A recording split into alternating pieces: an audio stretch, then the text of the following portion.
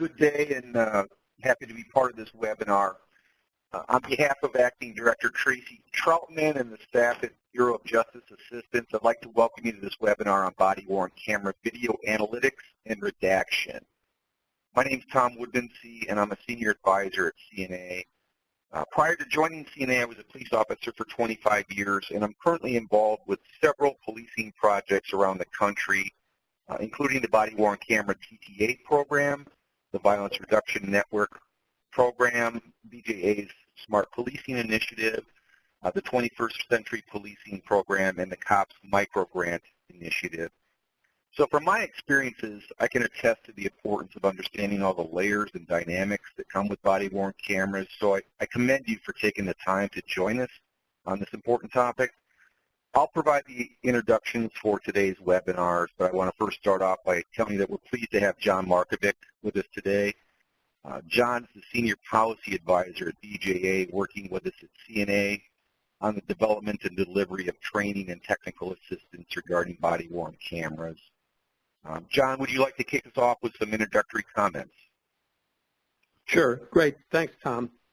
So I just want to give you a little bit of a background for the body-worn camera program for those of you who are not familiar. Beginning in 2015, the Bureau of Justice Assistance made an investment in body-worn cameras. While doing so, we recognized that body-worn cameras were more than a rapidly emerging technology tool. Body-worn cameras are also more than just a plug-and-play tool. They have the potential to impact the practice of policing in many ways. Body-worn cameras are posited to improve transparency and accountability among law enforcement agencies deploying them, provided that they are implemented with sound policy, sound training, and compliance assurance mechanisms. With 2 years of grant funding under our belt, BJA has awarded approximately $41 million in funds to over 160 law enforcement agencies of various sizes and types. While the bulk of these funds support the purchase of cameras, the efforts of funded agencies are about much more than procuring the cameras. The body-worn camera policy and implementation program, with the emphasis on policy, affords considerable attention to policy development, the impacts on downstream criminal justice agencies, to collaborating with communities that the police serve, and probably most importantly for today's discussion, to the effects and demands that this technology imparts on agencies in terms of helping them optimize digital evidence value while appropriately protecting privacy, civil rights, and anonymity. So today, we're focusing in on video analytics and redaction. While these practices are resource intensive and costly, the techniques are vital for implementing an efficient and effective body-worn camera program. So with that, I'll turn it back over to Tom for introductions. Thanks, Tom. Okay, thank you very much, John. I would just add that the more experiences we gain with body-worn cameras, the more we come to understand the special issues that confront agencies who are implementing them. The team behind this webinar is involved with over 170 various sites around the country. And this topic of video analytics and redaction is commonly brought up as a challenge and request for more information on it. So we're very fortunate to have an outstanding panel of 3 presenters who have great experience and expertise on body-worn cameras and specifically on today's topic. First of all, Dr. Craig Uchida, a senior advisor on the body-worn camera TTA team, and he's the president of Justice and Security Strategies.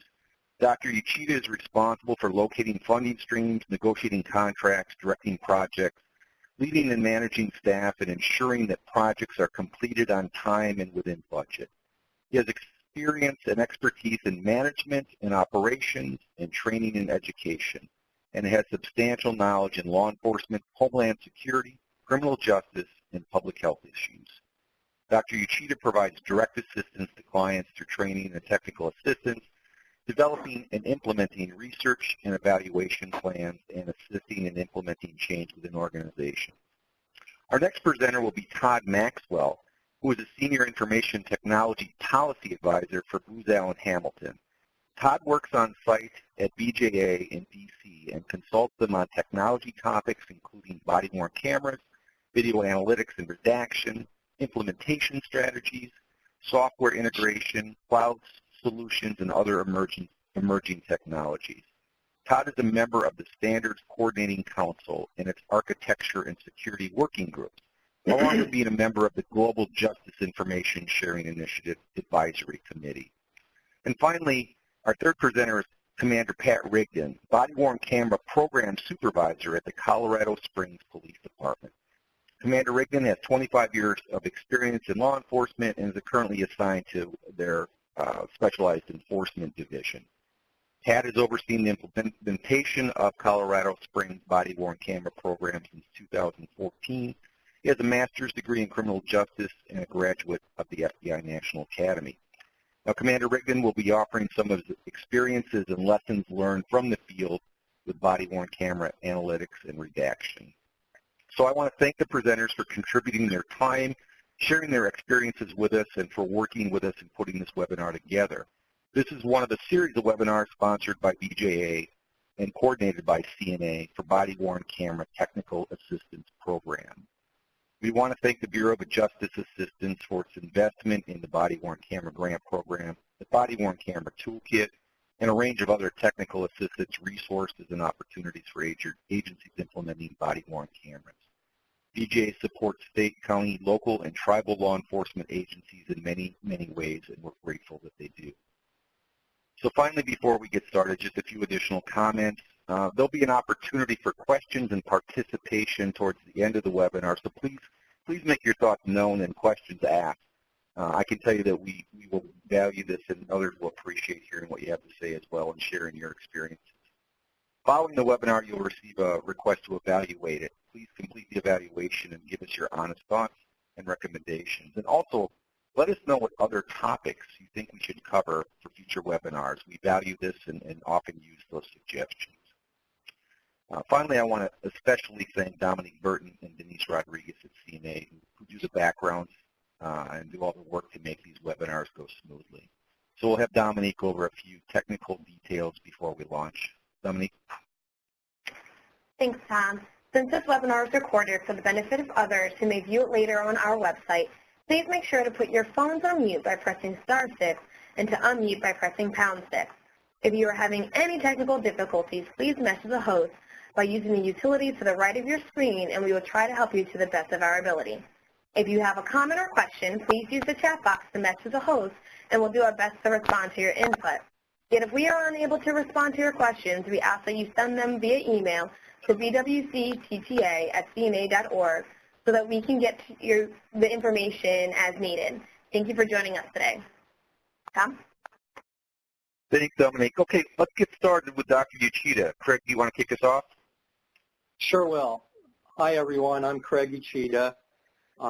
As Tom mentioned, I'm with Justice and Security Strategies. But what I've been doing over the last 3 years is working with the LAPD on an evaluation of their use of body-worn cameras. And the work I'm going to talk about is related to that because we're looking at video analytics and redaction. One of the things I want to mention here is that video analytics in particular, are very, very important because without it, we actually would not be able to do any redaction. So what I want to talk about today is what we know, what's available, and how does all of this translate to law enforcement. So we'll begin just by talking about video analytics themselves. As you all know, there's a lot of video out there, and as more and more police departments start to adopt body-worn cameras, there will be a lot more video footage. And the reason we're talking about video footage is because of the need to look at the content of the video itself. We know that there is a lot of video. We know that content within the video itself is important, but how do we look at video without manually looking at every single piece of video? So that's part of what we want to talk about. We know, too, that you're going to be looking at the important video, like officer-involved shootings, like complaints, like other things, but what about the other footage that's out there? You probably have about 80% of your video footage that is not that important. That may be, it involves different activities of your officers, but we don't know the content necessarily of that video unless you look at it manually. And you have your officers going through your video and trying to tag and categorize it, but not everything is going to be categorized. So what are the hidden risks and other advantages that we have with that other video?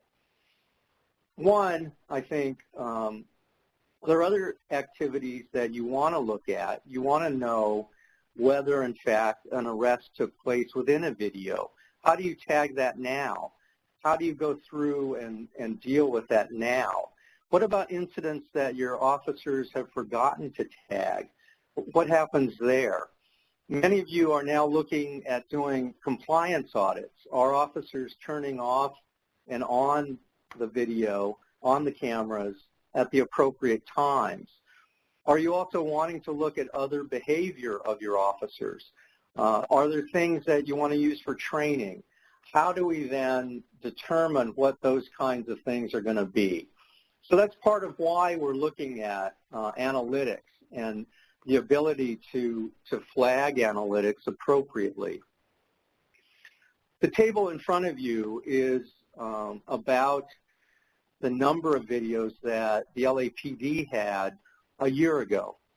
So a year ago at this time, they had about 1,000 officers reviewing and using body-worn cameras. And as you can see, the number of videos at that time was about 271,000 videos. That was a year ago. Now, there are about 2,200 officers using video in LA, and there are over 1 million videos that they're looking at, or that they recorded, rather. That means that the district attorney's office, the city attorney's office, they have at least 4 to 5 times the number of videos that you see on your screen. So the DA's office, for example, would have close to 25,000 videos to look at. The city attorney would have almost 30,000 videos to look at. And the number of hours of video is also increased by 4 or 5 times that amount, and same thing with the size of the files that they're storing. So we're trying to figure out, how do we know what's in those videos without having to look at all of them manually? How do we do that? What does that take to do? First, I want to mention that body-worn cameras and CCTV footage are similar but different. So you've got different cameras operating in your cities or your jurisdictions in addition to body-worn cameras. Many of you have surveillance video, which is CCTV. A number of vendors use CCTV footage to analyze their video now. Same thing with body-worn camera video footage. They're looking at those now, but it's very, very important to know the similarities and differences between those kinds of footage. The similarities are that we look for abnormal movement within the video, or we look for individuals. We look for motion detection of people. We also look for objects, faces, vehicles, signs. So you look for stop signs, things like that in these videos. Those are some of the similarities that you'll see between CCTV and body-worn cameras. But there are some very, very different, important differences within both of those types of cameras. For instance, for CCTV, we use those primarily for physical security.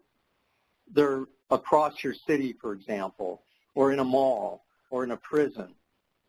These cameras are in fixed locations and are basically still. That is, they don't move except when you pan around and look for different things that happen. Reviews are primarily done by sitting at a monitor and watching what goes on at those different locations. Body-worn cameras, however, are different from CCTV.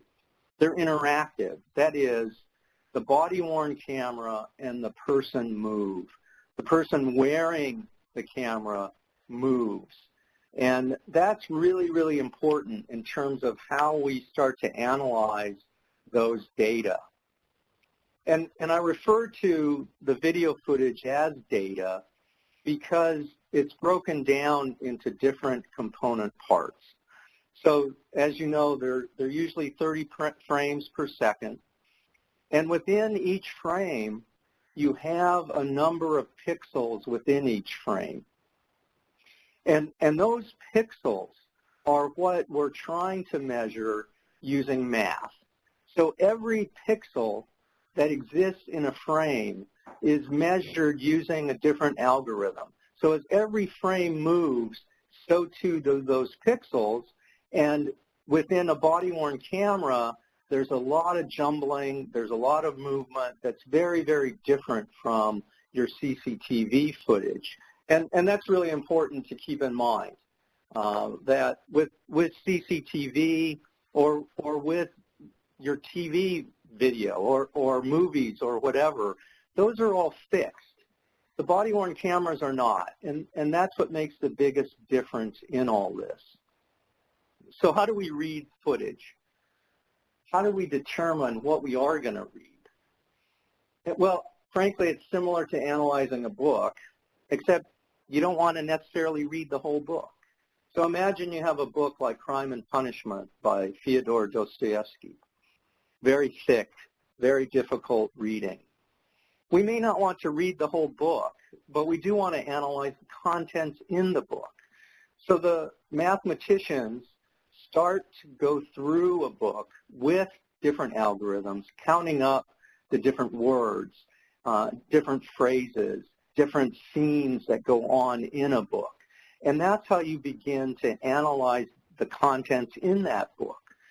So instead of having to read the book, you can get a synopsis, but your synopsis is going to include the number of times crime is used as a word, the number of times punishment is used as a word, the number of different Russian cities that are used in the book itself. Body-worn cameras present the same kind of issues. They present the same kind of unique math challenges. Because the camera is in motion, each pixel changes in each frame. And so you want to be able to measure that change over the course of the video. You also have image quality changes. You may have very low light or maybe bright light. You may have other problems of people coming in the sequence and leaving the sequence. And trying to keep track of all of that is very, very difficult mathematically. And I say this, that there could be 1,000 different scenarios that you're involved in or that your officers are involved in. And these are what we refer to as use cases. Each scenario could have a different algorithm. So there is no paint-by-numbers template. There is no template that actually exists right now to measure and to account for every type of scene that goes on or every type of encounter that goes on with each of your officers. So what we're trying to do, we're trying to come up with analytics that will help departments review the video automatically. That is, we want to have the ability to automate what goes on in footage. But right now, we're not there yet. There's certain algorithms that do exist, but it's a real struggle. One of the things that we suggest is that if vendors and technologists do come to you with the notion that they can analyze your video, be very careful about that. Meet with them, talk with them, see what they have, but don't buy anything yet. I would suggest that you ask for a proof of concept.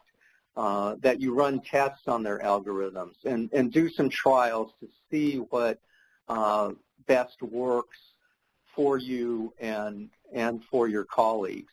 Work with video technologists. I think that's really important because all of this is still in its infancy. So how should we proceed with this? Well, I think we should try to do a handful of these things really, really well. Select scenarios or use cases that you need for your particular purposes. So, for example, in Los Angeles, we've invited technologists and vendors to show us their stuff, to show us what they have that would be useful for all of the video that we have. We asked a number of them to do presentations to us. We had question and answers. And out of a number of technologists and vendors, we selected 3 who would do proofs of concept for us. So what we did was we provided each vendor with about 300 different videos, 100 for pedestrian stops, 100 for vehicle stops, and 100 for pursuits. And we've asked them to provide us with an analysis of those videos to see if they can, in fact, tag, categorize, and accurately identify those particular scenes. And within each of those scenes, we also would like to know what goes on within them. Can they tag other characteristics of the encounter? For example, with a vehicle stop, what is within that vehicle stop? Did it lead to an arrest? Did it lead to a seizure of a gun? What was the outcome of that? And can they identify those kinds of characteristics? The same thing with vehicle pursuits and with foot pursuits or ped stops rather. Can they identify specific things within that video so that, again, we can flag it without going through the 20 minutes or hour or however long that video might be. So these proofs of concepts are going to go on for the next 90 days or so.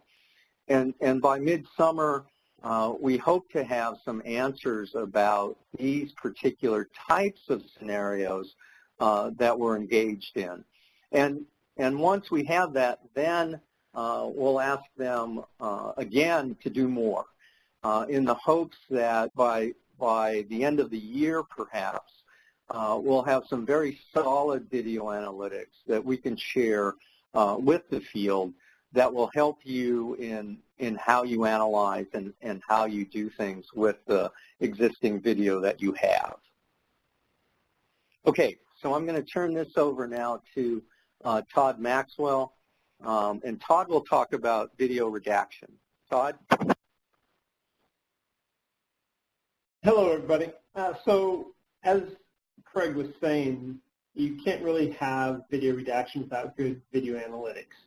And all the work that we've been doing and working on these proof of concept is driving towards this. And a lot of the vendors and agencies that some of you have been involved with are relying on video analytics to help you do redaction. So we're just going to start with what is redaction.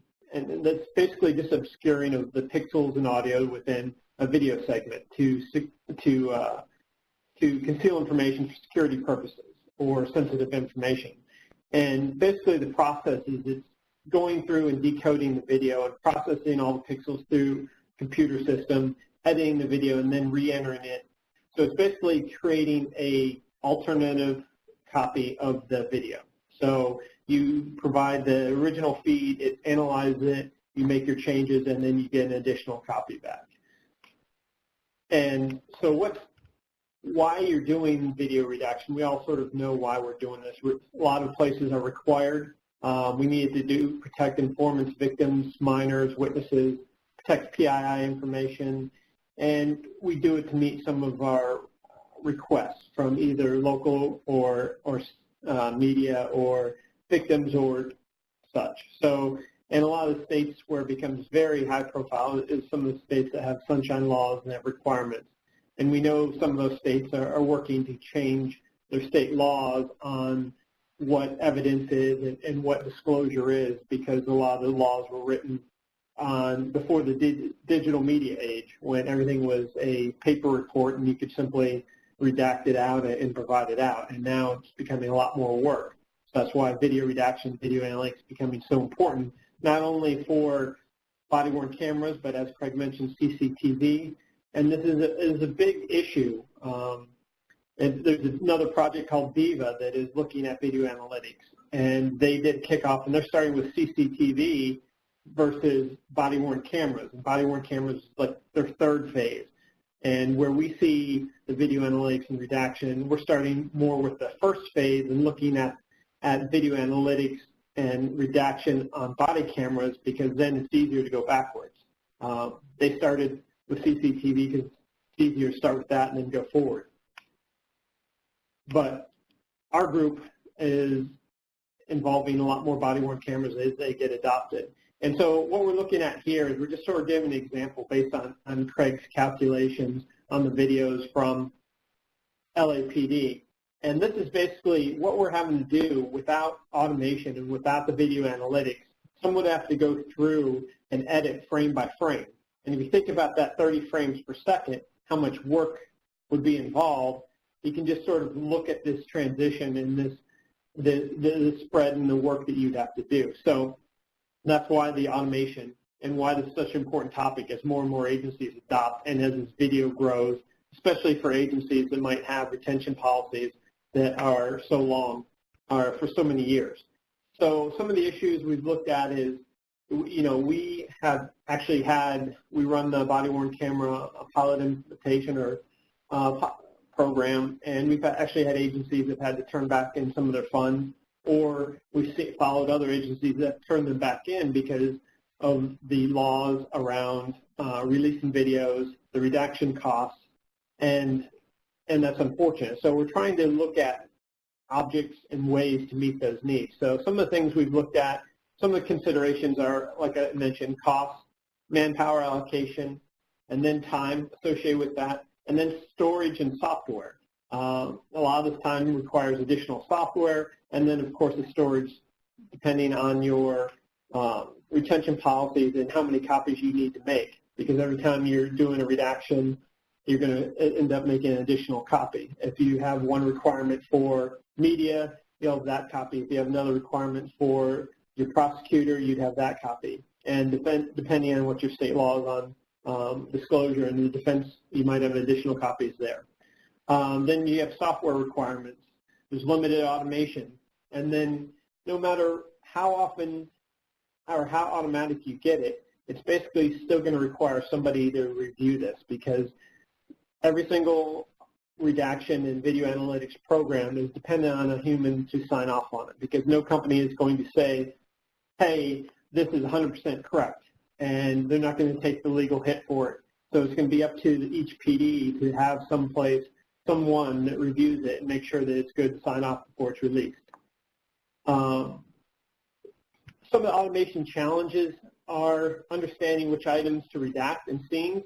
Sort of requires human thinking, because you have to sort of process what you're trying to hide. If you have a victim that happens to be, you're doing an interview of a domestic violence, and you come up on the street and you have your body-worn camera as you're coming into the neighborhood, and you're not, a computer system's not always going to recognize what we would need to redact in that situation. You might have come across multiple street signs that could lead anyone to that home. So you would look at maybe redacting out those street signs. There might be tags that you come across, and there might be other things that you would sit there and need to say, okay, I'm going to have to redact these things out. The system might be able to identify those things for you, but you're going to have to come up with the things you would need to redact out. So some of the other issues are the metadata auto-tagging, algorithms. Processing and recognizing things in video is still tough. It's getting easier, but as Craig mentioned, when you have objects or people or things coming in and out of video multiple times, you're having to recognize those items in and out of videos. and that becomes tough. And when you start adding in keyframes and how the frames per second work, and how the keyframe might have certain information captured in it, but then the next 10 frames might not have that certain information captured in it because there's no movement on those. So it becomes a very tricky object or a thing to process as you're going through this whole. And agencies and companies are working on this right now. There's a lot of what they call artificial intelligence, where people are starting to process this, and that's one of the things that Craig mentioned is they're running through a lot of these videos that are provided to have the systems learn and recognize different items, scenes, objects. Standard definition to high definition also requires an increase in resolution megapixels per frame. So that's another processing system or processing challenge that you're going to have to, depending on the amount of pixels you have in your quality of your image. So everybody wants, a lot of agencies have the SD, and it becomes easier to translate and redact and process these videos. But as we move more and more to HD, this is going to be an even tougher project. And then we talk about different redaction requirements that vary per jurisdiction, and these are dependent on what your state or local laws might happen to be.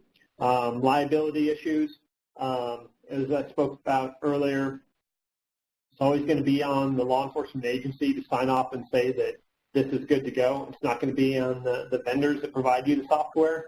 None of them will say it'll do 100% automation and redaction and object recognition. So it's always going to require you in case something's missed, because no one wants to say, hey, when the one person, the informant, turned his head sideways and it didn't get caught, it's going to be on law enforcement agency, not the vendor. So that's something you're going to have to keep in mind.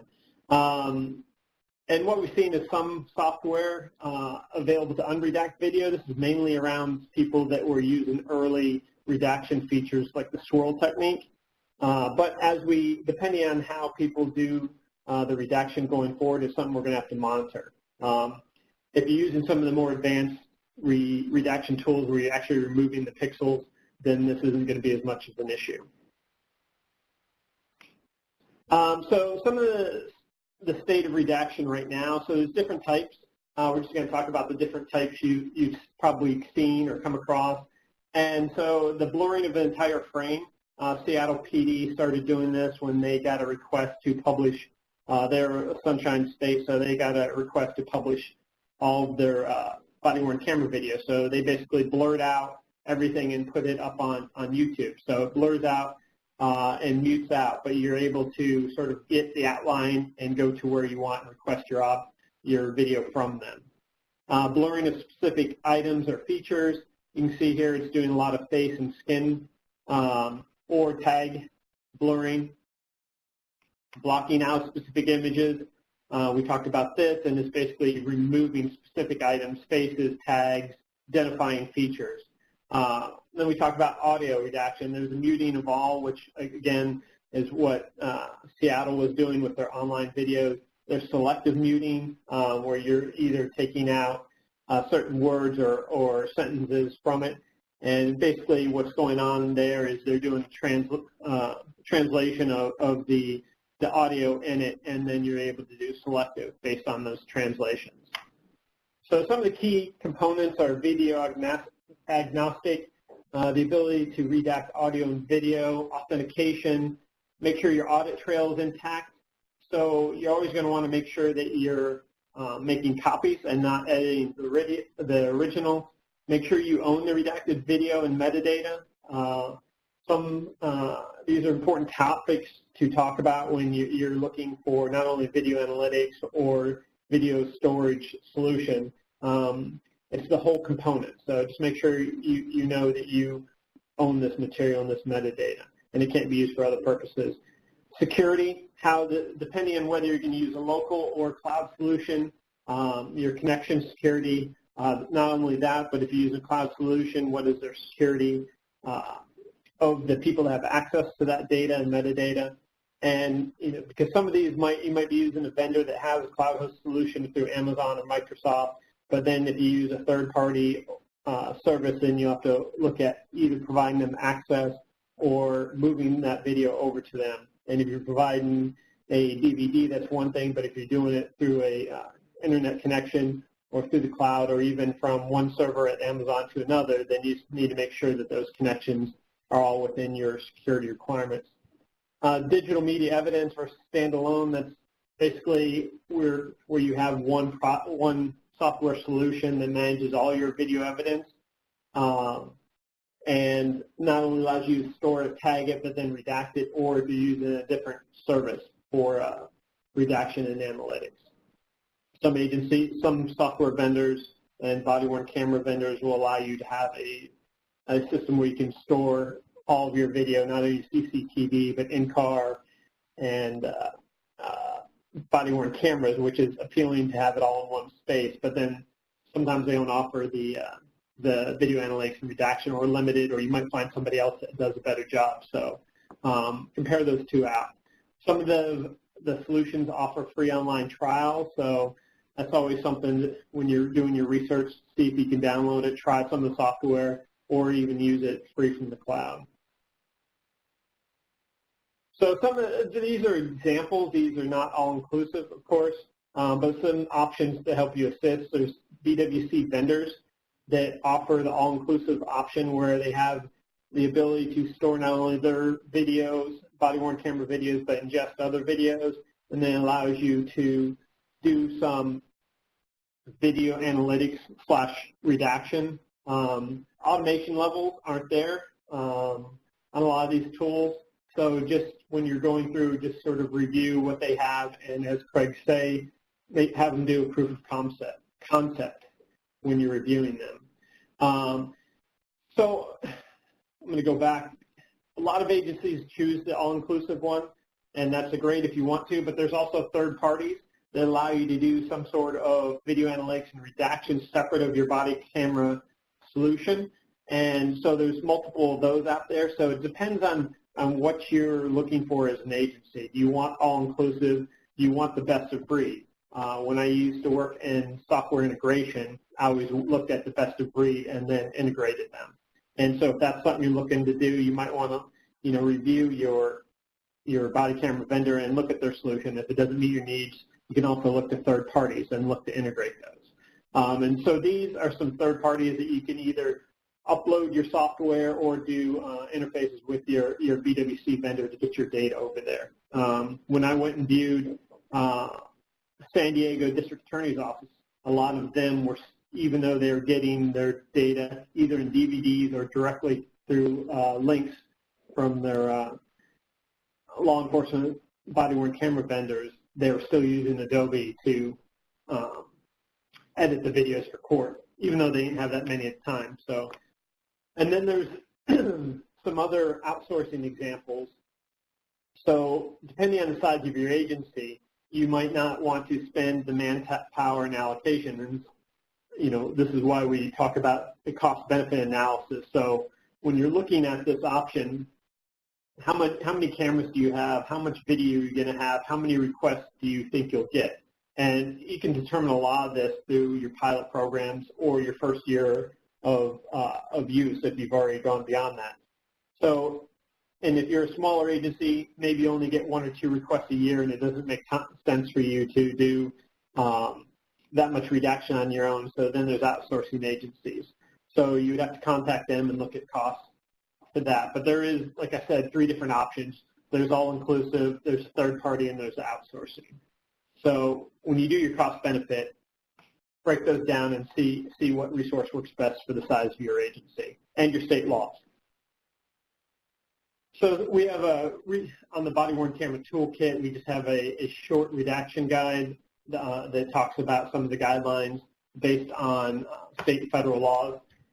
And then we're sort of going to move over to the future state of redaction. And it does say future state of redaction, but it's also video analytics because the two go hand in hand. So when we talk about facial recognition for cross-reference, and as Craig was mentioning, some of the issues we're talking about, some of the law enforcement agencies, is you might have people that roll up on the scene but may not want to do some of the report later on, or they tagged it incorrectly. So having the ability to cross-reference your own law enforcement agency to find people in the video so you can identify any missing perspectives or videos or accidental mistagging, so therefore you can have a complete picture of all this information.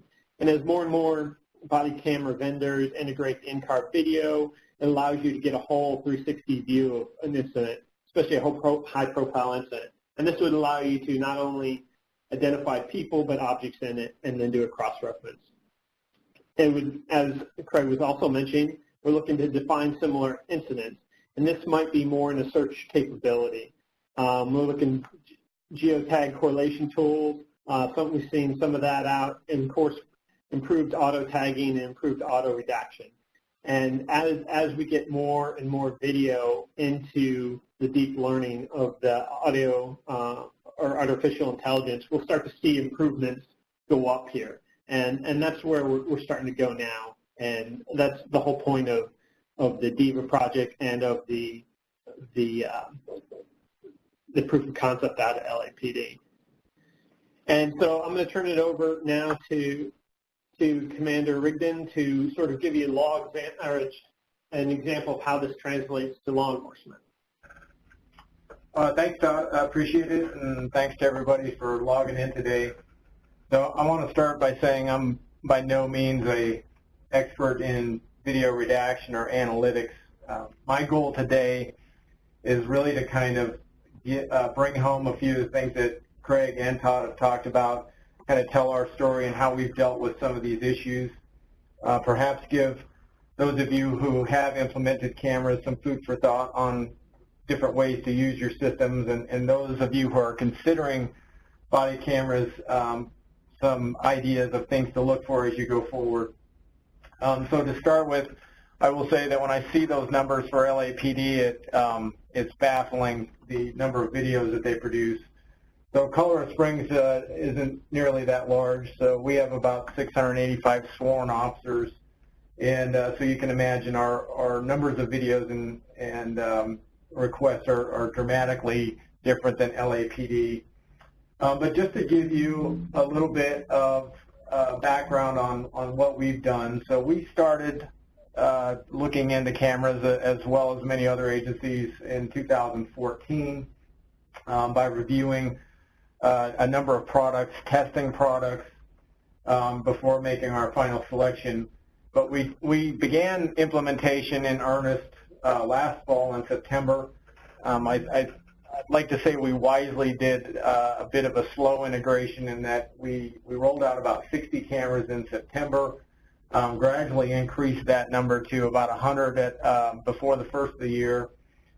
And then we began our full implementation really just about a month and a half to 2 months ago. But that's been rapid. We currently have, actually that number's even gone up that you see. We've got about 450 on the street right now with a goal of 475 here in the next week or so to bring us to full implementation.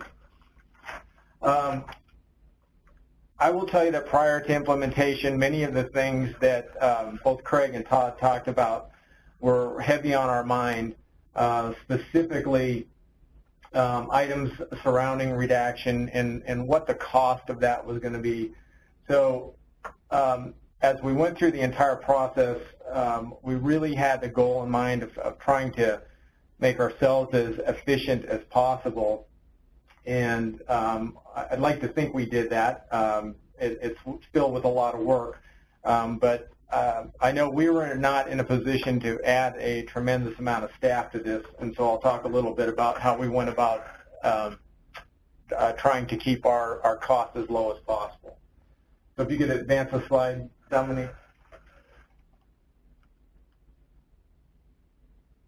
Okay, so ultimately the vendor that we selected is Utility and Associates. That was one of the ones that Todd mentioned. Utility and Associates is a little bit unique in that it's a little kind of an evidence ecosystem. So a couple of the big things that they offer are some enhanced in my opinion, analytics and redaction. But the system itself actually requires a lot of changes for our agency, in that much of what drives it is a router that's installed in the vehicle that actually runs the electronics in the vehicle. The MDC, the lights actually run through it in the car, and then ultimately the body camera. And I'll talk more about how that comes to play in a bit. But once that video is uploaded from officers, the utility smart redaction system comes into play. It is automated in many ways, but it does require numerous adjustments. For example, if we had a 1-hour video, we would, number one, have to watch that video to determine what needs to be redacted from it. And then on top of that, it would take about twice as long as the video to redact it, so it would take about 2 hours to do the redaction. A couple of things we've noticed already is that officers will often hold identifications or driver's licenses in front of the camera as they're speaking to people. So those are things we'd have to redact. As Todd and Craig mentioned, we have to consider redacting juveniles, sensitive information. So it is staff intensive to go through and watch that video, determine what needs to be redacted prior to doing it, and then the actual redaction process itself comes into play. But overall, we've been quite pleased with the system. Many of the other systems that we looked at and were testing had similar capabilities, and I think many of them are very capable. A couple of things, though, that have helped us here in Colorado, and Colorado Springs in particular, is that in Colorado, video is actually considered to be a criminal justice record, and therefore it's governed by the Colorado Criminal Justice Records Act. What this allows us to do is not automatically release every video. We actually do what's called a Harris test, and that allows us to weigh the public's right to obtain the video versus our need to keep that video private. For instance, if it's an open and active investigation, we are not required to release the video. And then we also take into account privacy rights. For instance, if a citizen saw the police at their neighbor's home, they aren't necessarily automatically entitled to obtain any body camera video from that call for service, that we would weigh what some of the reasons that they need that are for. But as I mentioned, I think that's helped keep our requests down. Just to give you all an idea, I think we, when we only had 60 cameras out, we had very few requests, but since we've gone over the 400 level here in the past month, we're actually getting about 3 or 4 outside requests that require redaction a week. So we're doing, probably 4 redactions a week, and I'm sure that will increase as time goes on, but so far it's manageable. And so what I'd like to do is now talk a little bit about how we are dealing with that. So one of our big questions, as I mentioned before, was how many staff members are we going to need to not only do the redaction, but basically to manage this very important piece of evidence as we continue in our program. Although we did research other agencies, we just weren't in a position to add a large number of staff, and number one, we didn't even know if we added a lot of staff, would they be necessary. So we kind of took a gamble and figured that we need at least 2 staff members to do this, and I was very worried about that, just based on the number of videos that we produce, and for our agency and about the 450 cameras that we have out, we produce about 4,000 videos a week or so, so it is a lot of evidence. One way that, again, we're beneficial here in Colorado that we probably curb the number of requests is that we are actually able to charge a fee for that. It's relatively minimal. It's $7.50 for every 15 minutes, so up to $30 an hour. The first part of that's free, so if we have to research just to find if there is video, that's free. But once we obtain that and we have to do redaction work, If we work on a video for an hour, we charge the requester $30, and so that just goes up. To me, that's not to prohibit people from requesting, but it does, quite honestly, help eliminate someone that just comes in and requests multiple videos at one time. The big thing, though, that we have done, and I think that has been the most successful part of our project overall, is that we've partnered with our local courts to include our district attorney's office, our city attorney's office, and then our public defender's office, and even private defense attorneys. So we've actually trained every individual in our judicial district that's involved in the criminal courts to use our system, and we've given them a license to access the system. So the way that works is our officers would take a video. They would actually, the officers, it's very incumbent upon them to properly tag and categorize the video. But what this has done is it allows our courts to actually go into the system, pull the videos down that are pertaining to their case without our either video techs or anybody else in our department touching the video.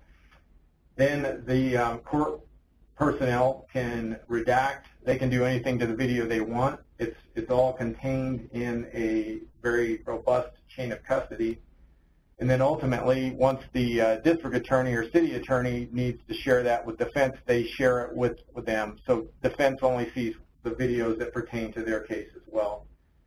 This has probably saved us from adding 10 to 15 staff members to manage the video evidence alone. But as I mentioned, it's contingent upon human interaction with these videos, and specifically our officers, and specifically to tag and categorize the video appropriately. Can we advance the slide, please? So, which kind of comes into a little bit of this analytics question as well. So, to me, the body-worn camera videos are much more than just video evidence. I think if used properly, they can paint a very good picture of what actually happened on any call for service. But it does start with the officer using the video appropriately. And when I say properly, tagging and classifying the videos, we ask our officers to do a few things on the video, which they can do right on the device as soon as the call for service is open. The big thing is that we ask them to appropriately title the video, which we use as a unique call screen number. If a case report is generated, we ask them to put the case number in, and if a summons number is generated, we ask them to put that in the video. So there is some data input on the officers.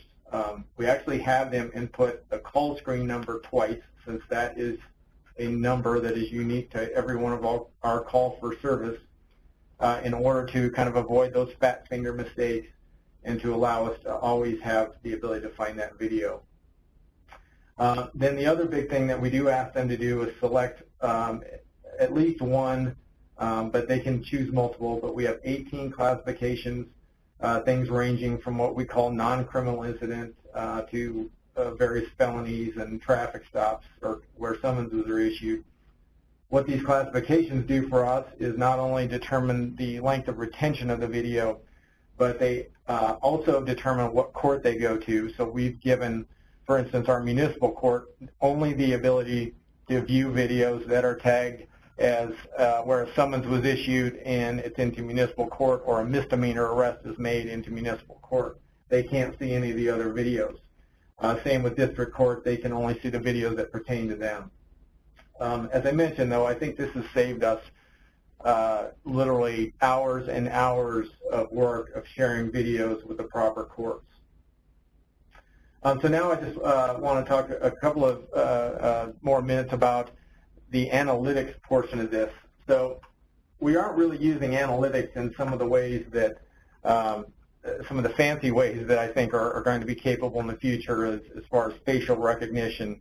But the system that we have through utility does have automated triggers. So the camera turns on automatically in certain situations. For instance, if the overhead lights are on and the officer's door opens, the camera will turn on. If the officer's running, the camera will turn on.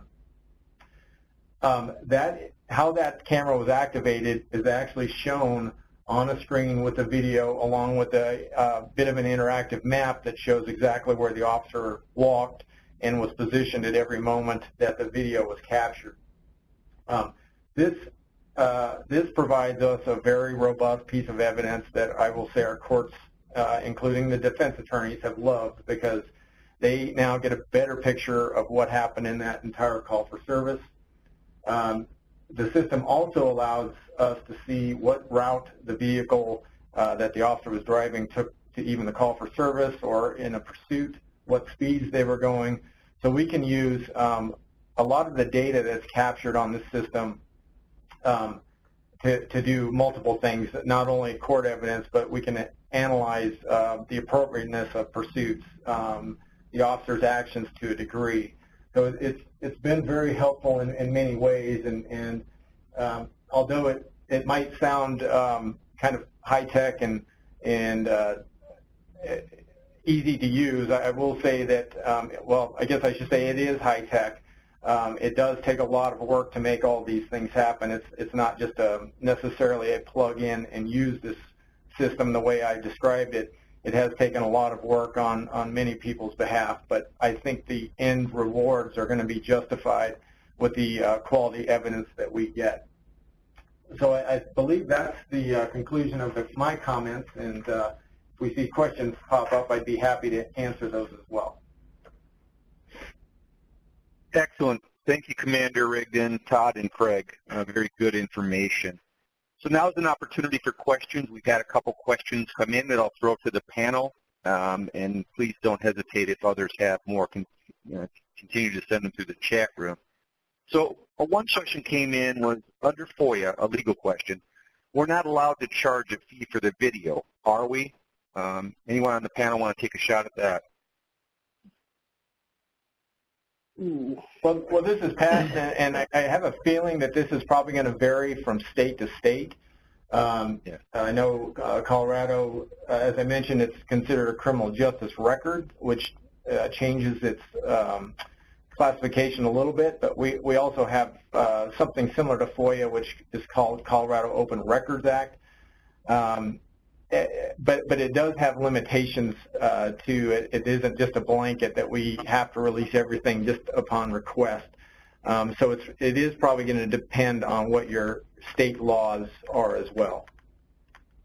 This is Todd, and I'll sort of address this and add on to what was just said. Is it's very true that it's going to depend on what your state laws are, but I can tell you what we've seen across multiple agencies. We've seen in California where one law enforcement agency was going to charge for every video, and then there was some questions about that, and I believe there's a pending lawsuit between ACLU about the release of those videos. But then we've also seen where they provide the videos for viewing, like at Las Vegas Metropolitan PD. They provide if you're involved in that video, you're able to come in and view the video and then decide which areas, and then if you want a copy, then they'll charge you for just that portion of the copy, or you copy the video. But you have to come in and view it and then decide if you want a copy at that point. And what they found is by coming in and viewing, 9% of the time it resolved the issue and no one really wanted a copy.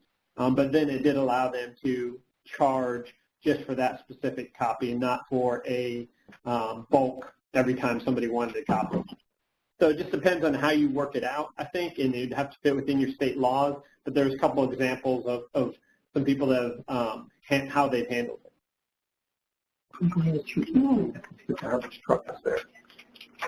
Great. Thank you both. And I'm also aware of it. It depends upon the agency's individual policy as well if they choose to charge, even if they're allowed to. Some agencies choose not to. So another question that came in that we have, I think, is directed a little bit more towards Commander Rigdon, but please chime in, Craig and Todd. The question is, with all the technical issues and complexities and costs that you and the other two presenters talked about, how do you recommend that the police inform and educate the people in our community about them? I think this goes to reasonable expectations and complexities. So, Commander, you want to respond to that? I will. And actually, so we are a Bureau of Justice Assistance awardee as far as what. So we had to do a lot of public outreach on our program in general, and we've continued that. So I would, number one, use the media to your advantage. I would try to educate the media and have them in to show them the limitations as well as the great things that body-worn camera video can do, and get that out to the public as much as possible. But you know, I'd like to, I guess unfortunately my job has become a lot more of a road show than I ever thought it would, by going to citizen groups, you know, community functions and all that to show our product. But one of the big things I do as well is I tell them that body-worn camera technology is not foolproof, and you know, invariably we're going to have a critical incident where that camera is either pointed the wrong direction, gets knocked, you know, funny, or gets turned off inadvertently, or something like that, that it's going to happen. So I don't think there's a magic answer to that question. It's a lot of work, and unfortunately you have to be very willing to spend extra hours talking to a lot of groups about that. So this is Todd. I'll just say that. Go ahead, Todd. Sorry. I'm sorry. And one of, I can't remember which agency it was, but when they were going around, they were basically, I thought this was rather inventive. They were talking about doing a demo of with the community, like the outreach, like Rigdon mentioned, and during those presentations was allowing the community members to wear the cameras and see the video, and then discuss how they process the video. And there was media there, and I believe they started talking about how they edit and change their video for production on their news for the TV. And they got into that, and they got a little. Once they started getting into that, everybody seemed to understand the amount of work that goes in. And then they talked about protection of victims and witnesses, and if you were a victim, and made it relatable to them on why they're so careful about the redaction, and why, once you start talking about frames per second and how intensive it is, they start to understand the amount of work that goes into it. Especially a lot of these agencies are short-staffed. Every law enforcement agency seems to be short-staffed. So when you have this and you sort of explain it to people and they understand, I think the big issue, the gap, is them not understanding. A lot of people still think it's like a paper record where you just redact out a few things and hand it to them. So I would just encourage agencies to, when you're discussing this in the beginning and do your collaborative efforts, you talk about this aspect so everybody has a clear understanding of all the work that is actually required and how complex it is. Excellent, thank you. And some other questions are coming in, so I'll take the next one, and I think this is more designed for Todd and Craig. What is the most common style agencies are using for obscuring faces? Are there any recommendations on how blurred a face should be? Todd, you can take that one. You know more than I about the blurring. Well, so the majority of law enforcement agencies that are using redaction, and they're using vendors, I've seen use the blur, and it can be anywhere from a face blur to the skin blur. There are a lot that go for just removing, but I would say the most common I've seen is the blur, and how you just have to depend on what the settings are for your particular vendor on how blurred it gets, but they basically make it so it's unrecognizable. You can see outlines, but that's about it. And I know Seattle went with that first because of the requirement to get everything up online from that lawsuit. So the blurring is the most popular. I think I personally like the removal, the pixel removal, just because there is no chance of once you remove something, there's not a chance of it being put back in. But the way they're doing the blurring now, and they're actually editing the pixels, is quite complex. So either works. But to answer the question, blurring has been the most common one I've seen. Okay, thank you. One question came in that I think I'm going to marry with another question. So the question is, for a small department of 30 to 45 sworn officers, what redaction program do you recommend? And assuming there are 4 to 5 requests a year, and I'll add to that, is there any issue with smaller agencies sharing their resources when it comes to redaction? So two-part question. So,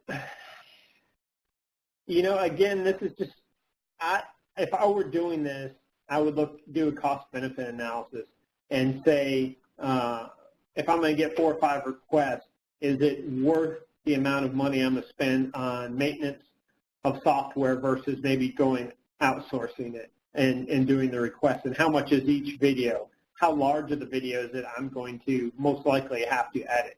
And what is the cost for doing that internally and externally? And then I break it down purely on cost to me. And then your turnaround rate too. How long is it going to be between the amount of time that you have to do it and the amount of time you have to get it back? And can an outsourcer or a third party do that? Or can your current vendor do that? So those are some of the things you look at. And I don't want to get in. Everybody's agency is sort of going to change a little bit. So I break it down purely by cost, and I go with what's most cost efficient and correspond with my manpower. And what was the second part of that? I'm sorry. Varying resources. If another smaller agency has a better redaction capacity. Yeah. So this sort of depends. Yeah, this depends on how you set up your system. We've seen one agency that was sort of a county-wide agency that did a hosted cloud solution, and what they did is they bought body-worn cameras, hosted it in their server room, and then bought a redaction software, and then allowed people to jump onto that same system and share the maintenance costs on it. So just like we promote through the grant program, this collaboration effort, I see it as being a great opportunity for agencies to do a collaborative effort for these types of software that they need and they could share. You just have to work out your MOUs and your housing or software licensing. Great. Go, Craig. I just want to add one thing, too, is that the redaction software is there. It's good in terms of the blurring, but you're still going to have people review the video no matter what. So the software is not your answer necessarily either. So keep in mind that someone's going to have to review the video, the redaction that takes place, so that everything is redacted that needs to be redacted. So you're still going to have a human element in there is my point. Well, and that's a great point that Craig brings up. Even the third-party sources where you send out and they'll run their software, and then they'll have an actual human that reviews it and make sure everything's done and it's sent back to you. But that's still going to be on your agency because you're ultimately responsible for releasing that video. So even though somebody else has looked at it and said it's good, or their automation has gone through and tagged everything it's supposed to, it is going to be a allocation point where you're going to have to sit down and have somebody review that video, and depending on the length of it, that could be time-consuming for you.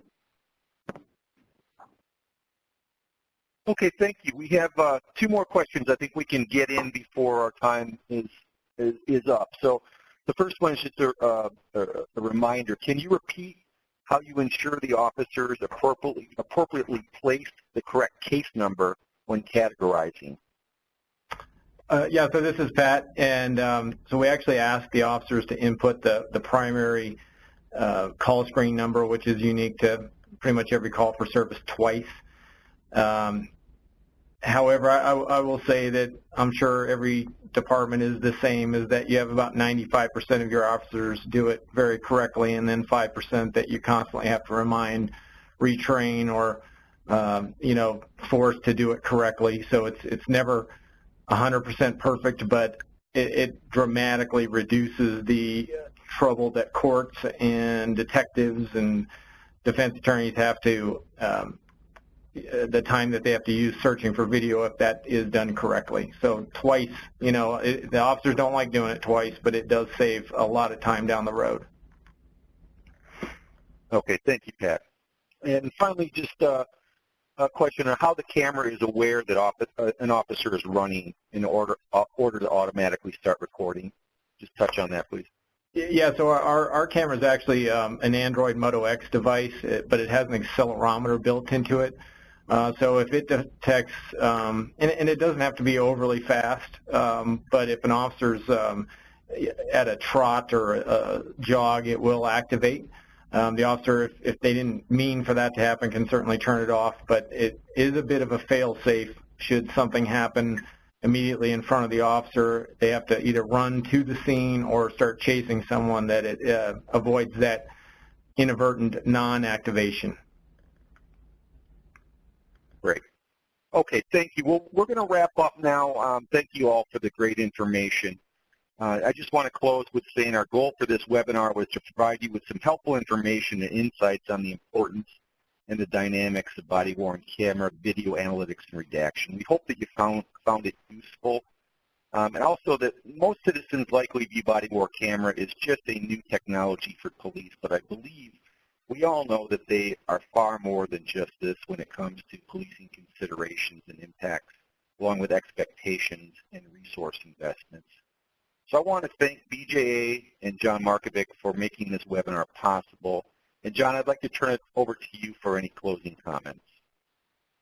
Sure. Thanks, Tom. Well, first of all, I want to thank the speakers for their insights and the valuable information they provided. Secondly, I want to thank CNA, particularly Dominique and Tom, for putting on yet another well-executed and informative webinar. Needless to say, we learned a lot today about the challenges and advances of video analytics. I think Craig set the great foundation with helping us understand the process, that it's not just about redaction, it's also about reduction. Todd gave us a lot about the advancements and challenges and the nitty-gritty behind the video analytics. And then Captain Rigdon, I think, brought us home with a good ground truth experience of what it's like to put the program together. They certainly have I think that certainly showed how interdependent and holistic the process needs to be.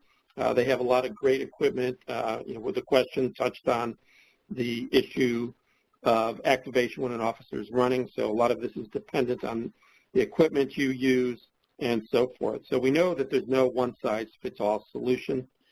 So thanks again for a great webinar. Thanks for participating. And then finally, as you continue to use body-worn cameras, expand and evolve your policy, we encourage you to keep a pace of developments and the extensive resources that are available both on the BJA body-worn camera toolkit, which I believe is showing on the screen, as well as the body-worn training and technical assistance site that CNA runs.